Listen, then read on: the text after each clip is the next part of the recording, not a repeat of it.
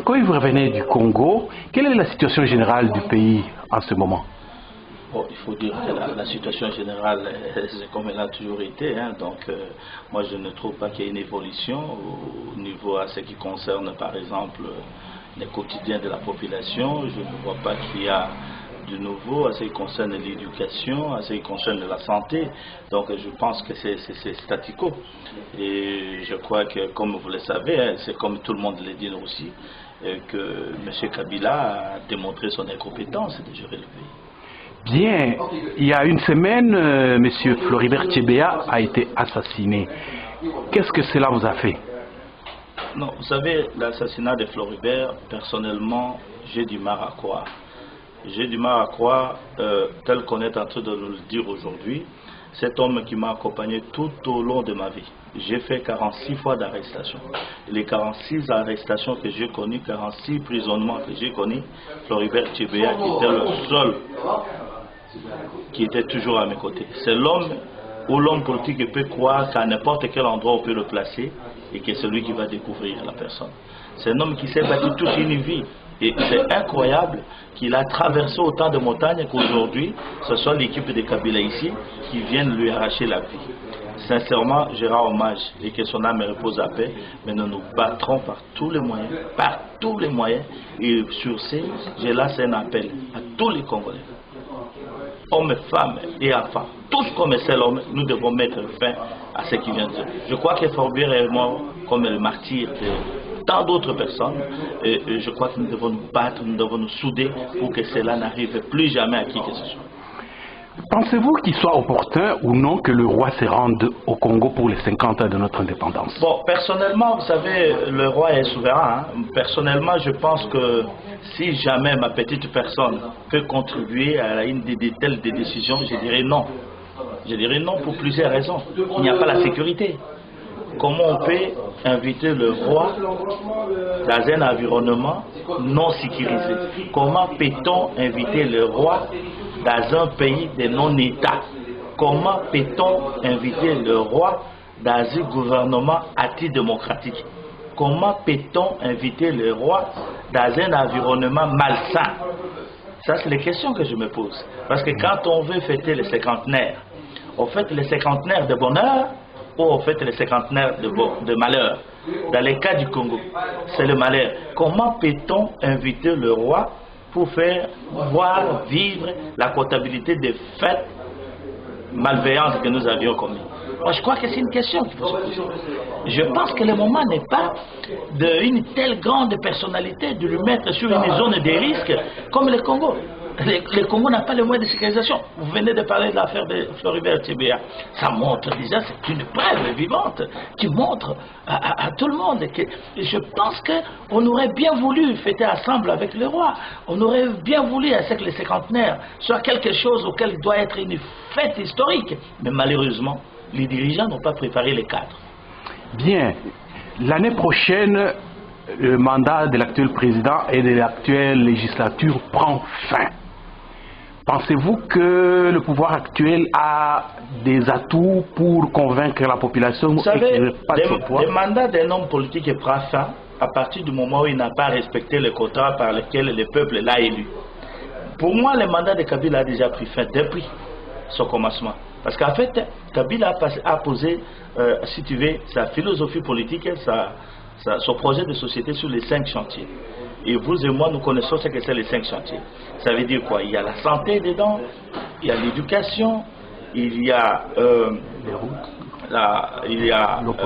l'eau potable, il y a l'électricité, etc.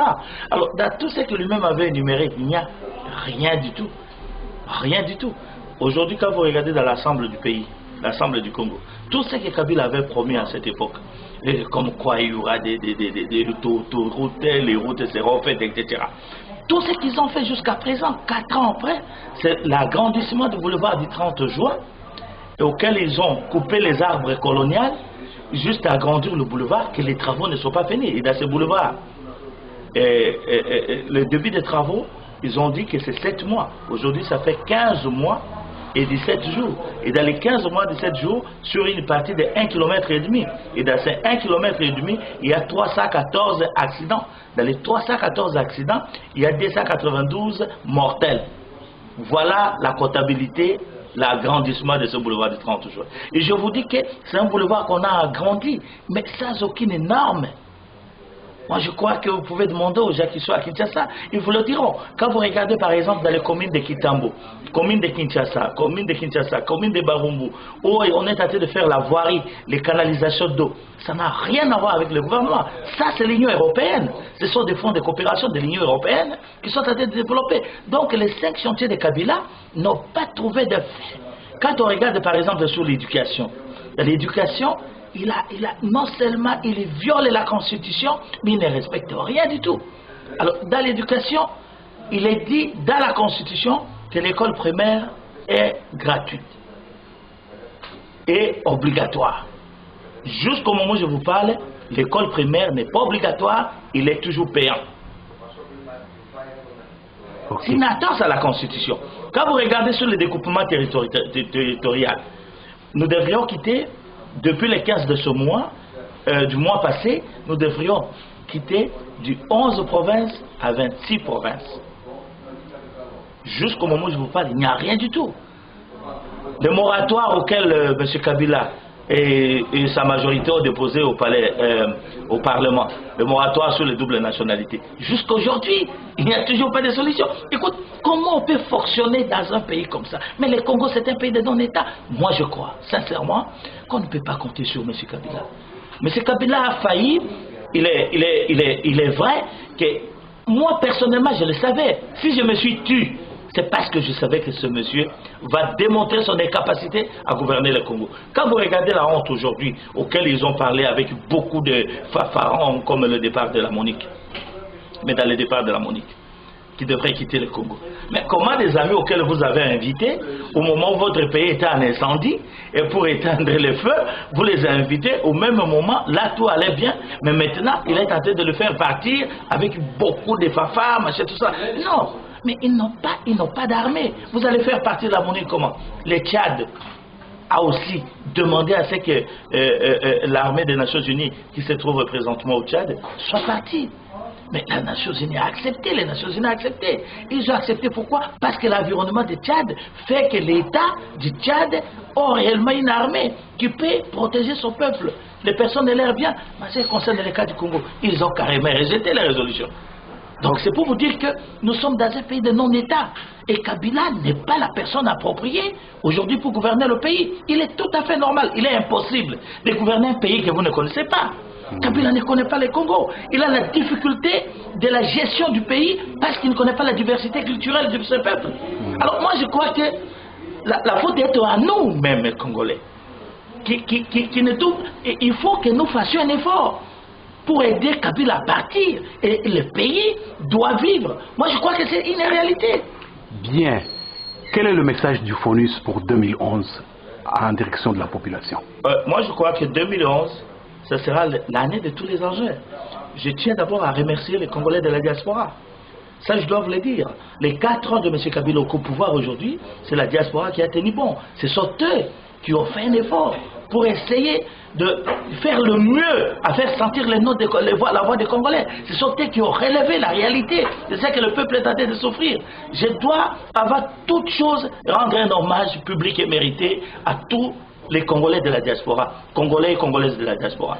Je dois vous dire une chose, nous devons nous mobiliser pour l'année 2011. Il faut que nous fassions tout, nous prouvions au monde que nous sommes capables. Nous sommes un peuple déterminé. Et quand on dit non, c'est non. Il faut que M. Kabila quitte le pouvoir. Moi, je crois que l'événement heureux que les Congolais voudraient vivre, c'est de voir le départ de Kabila 2011 et l'entrée de Joseph Olingakoy. Moi, je crois qu'on ferait tout pour que Kabila parte de ce pays. Okay. Et qu'Olingakoy arrive. Et mon projet de société, elle est simple.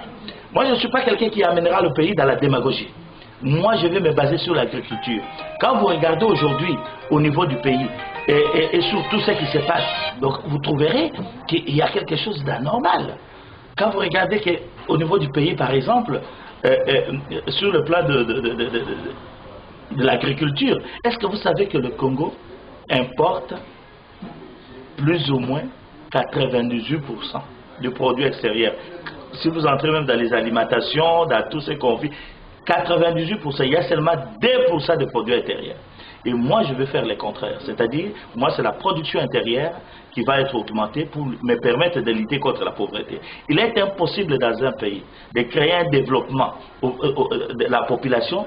Ça, c'est basé sur une politique de l'alimentation. Il faut que la nation, le peuple, arrive à manger à l'air faim avant de créer un développement sur d'autres secteurs. Et la santé est la base de tout. Alors moi je pense qu'avec Kabila, ce qui est dommage, on ne peut pas diriger un État au même moment et être commerçant. Et ça, la difficulté que les Congolais et le Congo est en train de connaître aujourd'hui. Ok, merci bien. C'est bon.